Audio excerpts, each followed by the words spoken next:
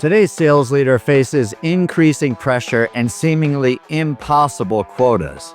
And most are told the answer is more calls, more pipeline, more grind. With over 20 years in the trenches of sales leadership, I know there's a better way. Welcome to the Authentic Sales Manager podcast, brought to you by From the Heart Business Network.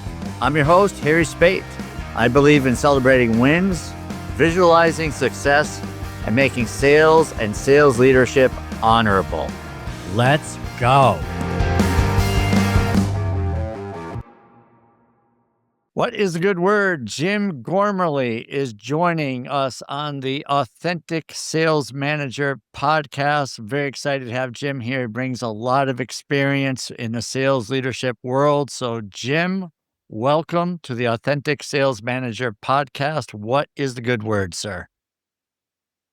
Thank you, Harry. The good word is empowerment. That's what we're going to talk about today. You can help your sales team be more effective, more diligent, and easier to manage if you empower them. That's what we're going to talk about today. So good to see you, Harry. I love the word empowerment. So before we get started with that, Jim, I'd like to start off each episode with this question.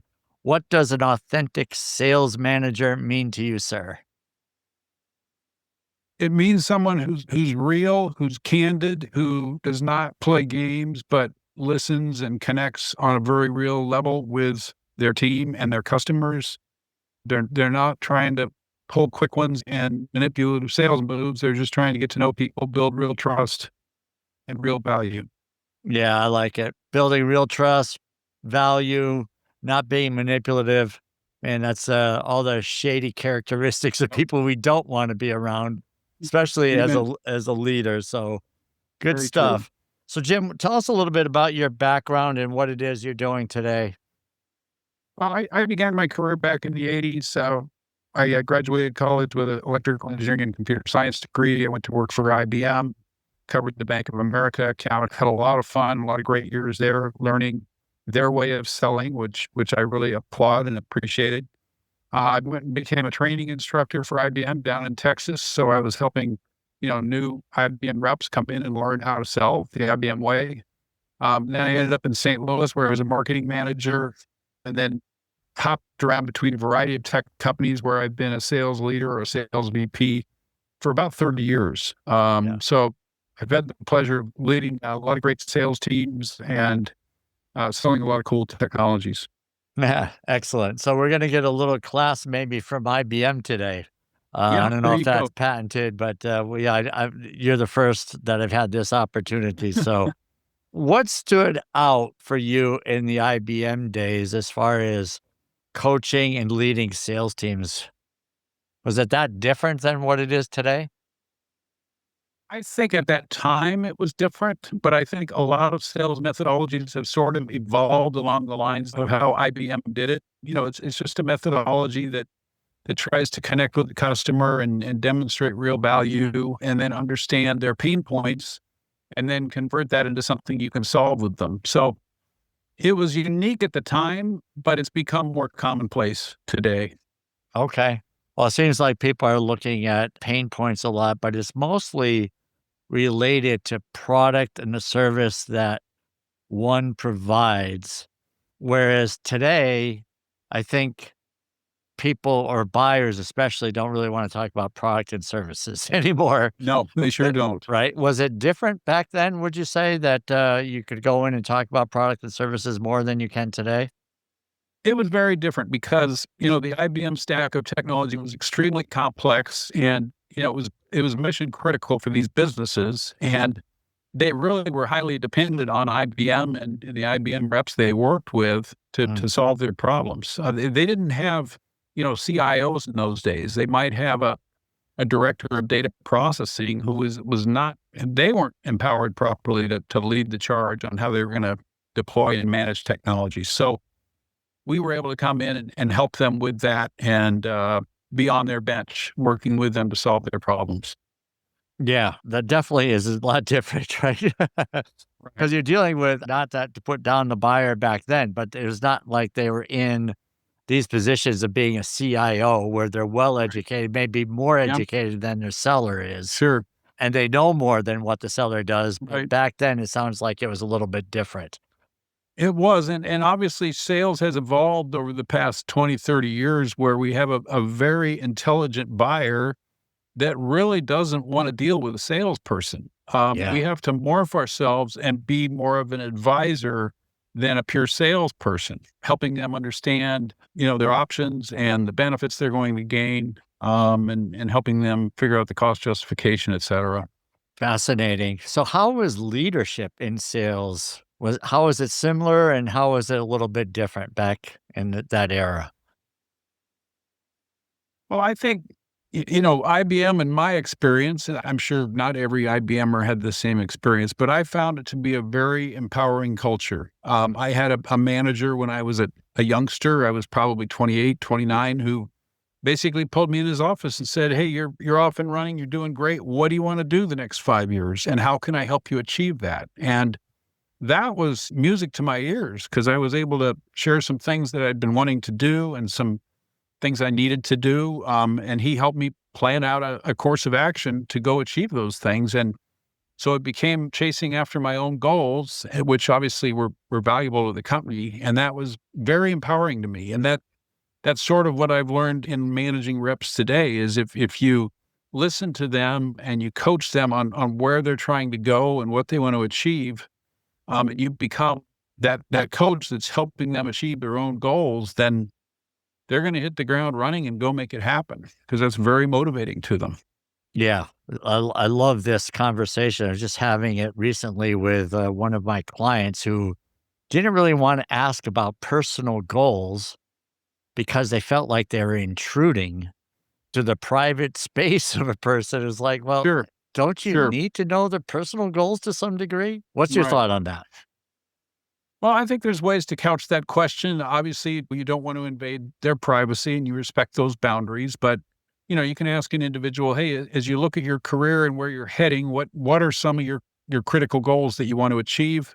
And how does that dovetail into other aspects of your life that might be helpful for me to know? You're not probing and asking them, where they want to live and how many kids they want to have or those Right, kinds of things. exactly. You're Yes. just trying to get a sense of where do they want to go with their career and how does that impact their family life? Yeah, absolutely. And as you have these discussions, you may realize that the trajectory they're seeking is not going to be viable in your company, and that can be tricky. You might just have to recognize that, after 5, 6 years, they might be heading somewhere else. But hopefully you can do all you can to give them the experiences they're looking for, the growth they're looking for, and so they'll want to continue to stay and serve. Yeah, good point. In today's market, it's not unheard of for people to be changing jobs every couple of years. Is that something Right. you've seen as well as pretty noticeable? Yes, I mean, when I was with IBM, we used to call it "I've been moved." So I moved from San Francisco to Dallas to St. Louis, and then I ended up hopping around to some different tech companies where I could have a more senior leadership position and some equity, and so that was exciting to me. And I probably took a few more jumps than I should have, but each one was constructive, and I learned a lot. Had the opportunity to work in like 12 different company cultures of all sizes, and Mm. so that was really helpful to see how different companies run. And so even though I probably jumped around a little more than I should have, each step was a growth step, and I enjoyed it and was able to make a good contribution. Yeah, and I think employers need to be aware that this is pretty common and not to take it personally. Right. Right? What's your thought on that?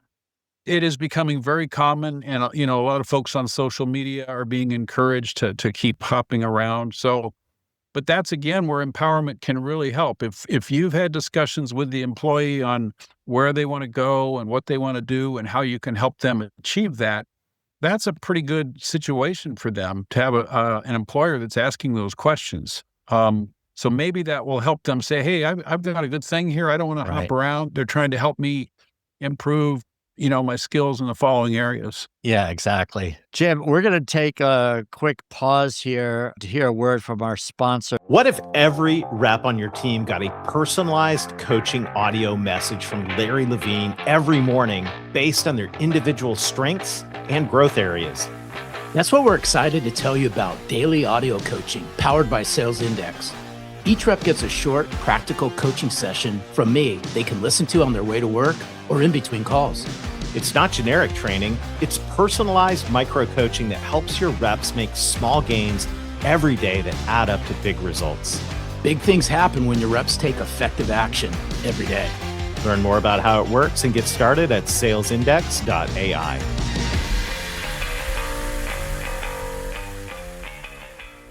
All right, welcome back. We're on the Authentic Sales Manager podcast with Jim Ghormley, longtime sales leader, brings a wealth of knowledge and experience to our conversation today. So as far as empowering, how is that different from what you see a lot in sales organizations? Empowerment is where you get them to take ownership of that progress and those metrics, and then you support them and help them achieve it. So you're not checking in on them and trying to track every metric. You're basically encouraging and supporting them. I recommend a very simple weekly cadence where you basically say to the rep, hey, tell me, what did you achieve last week and how did it go for you? And they don't have to go through every pipeline report, just what are some of the major themes they got done in the prior week? And then go on and say, what are your goals for this week? And how can I help you? Where can I help you move the rocks that are in the way? So that's what I've found is effective as an ongoing cadence. I know we have a lot of great pipeline reporting tools, and everybody gets caught up in these graphs and these pipeline reports, and those are important. But I think sometimes we only focus on that rather than asking the rep to tell us, hey, what'd you accomplish and what are you going to do this week? How can I help you? So good. You mentioned the babysitting. I was going to say they begin to hide their metrics so that you have to really dig for them and rather than them freely volunteering, hey, here's what I achieved last week and here's where we're heading with these accounts. Because the babysitting mentality tends to make the reps pull within themselves and try and hide the details. And that's not what we want. And so the sales leader in those situations may not realize they're doing that. About how to guard against that. And even though you might not be aware of it, just stop and think about this a little bit. What's your thought? Well, I think it's the same thing that applies to more effective sales to customers. It's about asking good questions and letting them lead the discussion rather than firing off a series of questions at them that make them feel uncomfortable. So with a sales rep, it's like, tell me what you achieved last week. How did it go? What did you run into that was frustrating or challenging?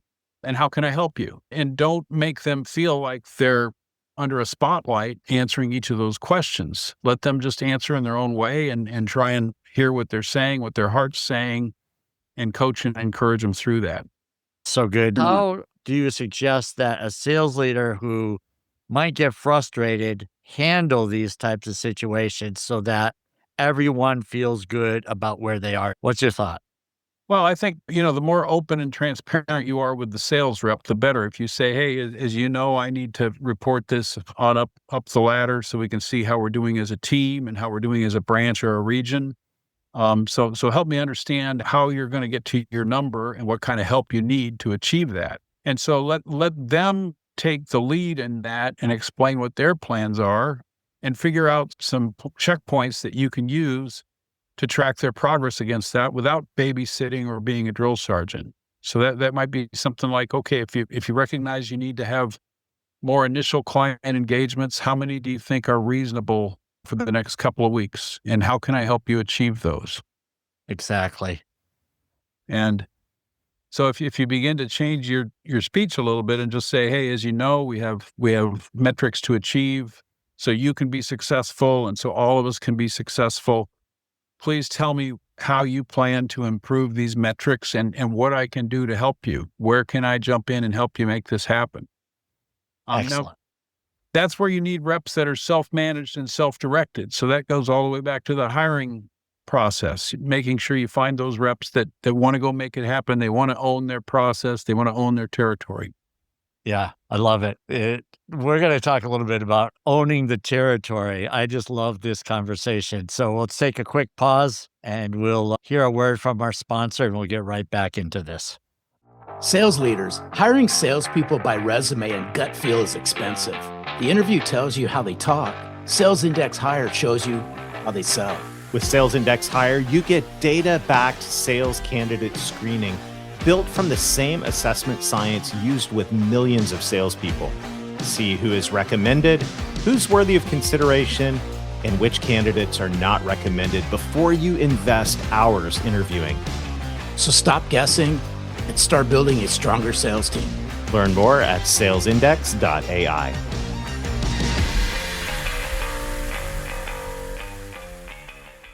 Welcome back to the Authentic Sales Manager podcast. With me is Jim Ghormley, and we have just been having this conversation, a great one, I might add, about getting information and data, things that salespeople typically don't love to do, and how to get that from them in a kind and respectful way.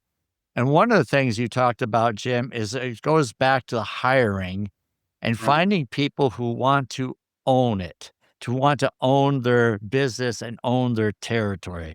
So explain to me, please, what that means to you. Well, that's kind of the foundation of empowerment is they understand this is their territory. These are their accounts. This is their product set. That's their own little business. They need to go run that business and generate the profits and the income that they desire. And it's totally up to them. We're here to support them as their leaders. It's up to them to decide on a strategy that's going to be effective and to hold themselves accountable to make whatever development changes they need to improve and also to track and improve their metrics so they can achieve the progress they're after. Yeah, that whole ownership conversation is priceless.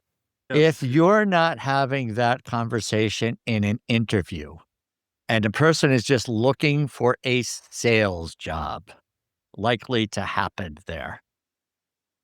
That's going to be, large likelihood of failure. They're going to eat up 6 months of your time. They're going to build some relationships with clients that go nowhere. They're going to really be a big distraction for your team and your organization. Yeah, so true. I think of their biggest sale is going to be to get the job. When you have an owner, though, that wants to make it happen, then you've got a whole different style of person and candidate. So talk to me about that. Well, I think those things you indicated are real life examples of the marketplace. And it's important to, discuss with the sales rep, hey, we deal with a very complex marketplace. There's a lot of factors that are going to contribute to whether people are ready to buy and move ahead or whether they're going to drag their feet. So it's up to you to figure out how to better qualify the pursuits that are worth chasing. And to figure out how to accelerate those that you do chase. Because one thing you have ultimate control over is your time and your attitude. So figure out how to spend your time, qualify your customers, and then develop those opportunities without excuses. Nice. So how do you get this? What do you ask in an interview? Or is there something that you're doing to try to pull this out so that you're not getting smoke and mirrors? Well, I do believe it's good to ask them about some of their sales successes, some of the situations they ran into and how they were able to achieve success there and to be prepared to ask them questions about that process and what they encountered and how they overcame the objections, et cetera. Rather than them saying something like, oh, I think I'm good at this, I want to hear, what did you do with one of your accounts and one of your projects? Tell me the specifics of that pursuit and what you did to achieve success. Yeah, it's great. What about the concept? I know we weren't planning on going down the interview, but it just brings to mind is that some who are interviewing are doing most of the talking, right? Sales leaders, they're just like, they like the candidate, the person's charming, and then they do all the talking. They're selling them on how great the opportunity is. Yep. But then you ask a couple of questions about, well, what should the person do in their background? It's like they're looking at the resume, they have no stories. So tell me, what's your feeling about in an interview, what you should be doing as the sales leader while you're interviewing the person? Well, I think you should, consider your talk to listen ratio. You want to mainly draw them out and let them talk about their background, their experience, their goals. I know we all fall into that trap. We desperately need a new rep and the person looks good and we think they're going to be great. And so we end up trying to sell the job. And that's not an effective way to interview. You've got to ask them, it's almost more of an audition. You want to ask them, tell me about a situation selling similar technologies and what you were able to accomplish and how did you achieve your quota.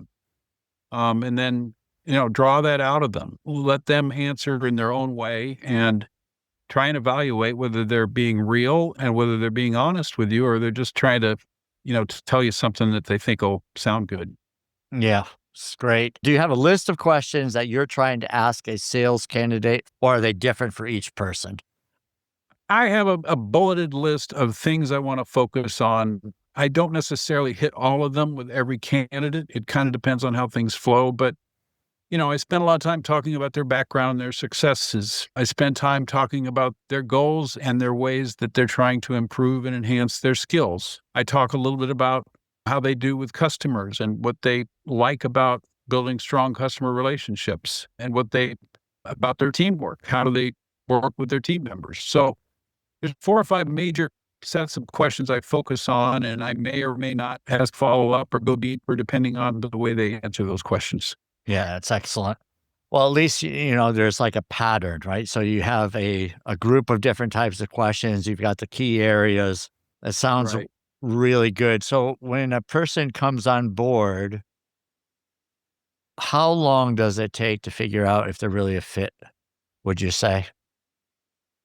It's about a 60-day cycle, unfortunately, to see what their attitude is and their involvement with the training and the onboarding process, to see how they get along with their team members, to get them going with some of the tools and some of the account lists, and to see if they get out there and begin making important calls and making things happen. So I normally think, 60 days is a good litmus test to see if they're fitting in and have a good attitude. Yeah. What about if you're 30 days in and they haven't picked up the phone or they haven't made a prospecting call? Right. Should Well, the that's red a flag barometer. I be? mean, Yeah. Okay. absolutely. That's Yeah. a red flag. That's part of why, we bring employees on in a probationary capacity. So Yeah. we can quickly say, hey, I just don't think you're demonstrating what we need in this role. You're a great guy and all that, but we need a little more of an aggressive Mhm. person in this role. Yeah. So Have check you your boxes. noticed? Yeah, exactly. Have you noticed that people really hold on to the hope that this person is going to turn around? It depends on how much they have personally endorsed this hire. And that's Mm, two, yeah. two things I would tell leaders is don't want them too badly so that you're trying to sell them on a position. And then don't get too personally invested in them where you're afraid that you're going to look bad if you decide to cut them. The best thing you can do is be a little firmer in the interviewing process and then, maintain that separation that you're coaching them, you're helping them, but you're not their buddy as they jump on board and start to do their job. Yeah. If you it's good to be friendly and respectful, but that being their buddy, help me through this one. What's coming to mind as far as you want to be friends with people, but you want to be friendly, but not Right. friends. What's your thought about all of that with your team Well, and so forth? you need to keep a healthy separation there. You can be friendly and care about them, but you're not going to be close social friends. That's too risky. At any time, you've got to be able to call them in and say, "Hey, this is not working out. I'm going to need to let you go." I mean, hopefully it doesn't come to that, but you Right. need to ask yourself, "Could I do that if I had to?" Because that's part of leadership. It's kind of like when you look at a great football coach. As you can see, I got the Lions back here, so Dan Campbell would be an example. Yeah. Okay. Um, sometimes he's got to pull somebody off the lineup and say, hey, you're not going to be able to start for a while. And it's not a personal thing. I mean, they might all like him and love him, but it's not a personal relationship. It's a professional relationship. So, Yeah. It's a really balanced approach. A great analogy. I find it when you're too close with people, even asking, it's not even about letting them go. It's about asking for stuff and you're making excuses for the person. right. Um, Exactly. Yeah. I've done that once or twice, I think. So because you want to be friendly, but sometimes it crosses into this world where you're now friends and now Yep. it's like the person feels like you can get away with something. So you have to be on guard with that. That's all. And I Yes, you like do. this whole professional relationship. It's good. It's a good balanced approach. So, Jim, this has been really good. Time has been flying here, but I wanted to ask when things aren't going so well, because once in a while in sales, I mean, there might be a little bit of a roller coaster Sure. occasionally. There might be some down months, maybe a down quarter on occasion. What do you do to keep your sanity and keep going forward? Well, I think you have to maintain a realistic attitude about the marketplace. I mean, we're constantly in a battle for dollars and against competition and against political regimes that may or may not want to buy your product. So you just have to be realistic about the uphill climb we have ahead of us. And so it's sort of like you just have to realize that Murphy's Law is alive and well in sales.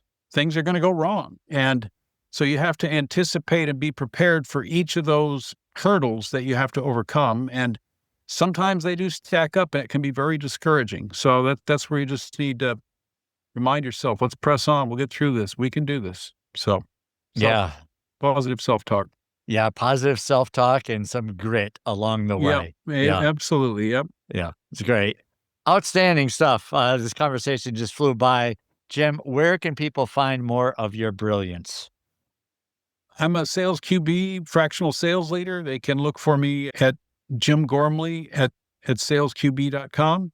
And I would love to talk to anyone that has interest. All right. We'll put it all in the show notes. Jim, thank you so much for being a great guest here on the Authentic Sales Manager podcast. Awesome stuff today. Thank you, Harry. Great to be together. Thanks for joining us on the Authentic Sales Manager podcast, brought to you by From the Heart Business Network. If today's conversation resonated, rate, review, and share it with a sales leader who needs to hear this. Keep celebrating wins and making sales leadership honorable. See you next time.